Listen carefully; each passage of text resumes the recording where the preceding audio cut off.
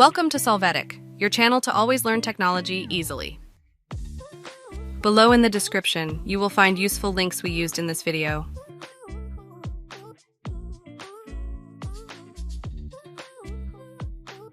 Today in Solvetic, we will see how to show Microsoft Edge Bookmarks bar. Open Microsoft Edge on the desired site, click on the icon, add this page to favorites to add it.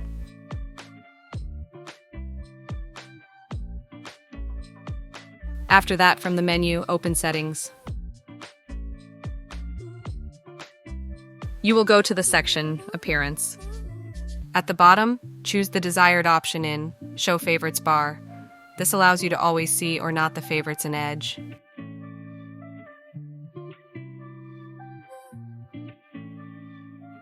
Hey, remember to subscribe Solvetic channel.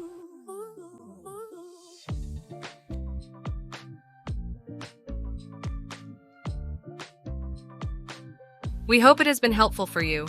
Here are links to watch more videos of your interest and subscribe to the Solvetic channel. Thank you.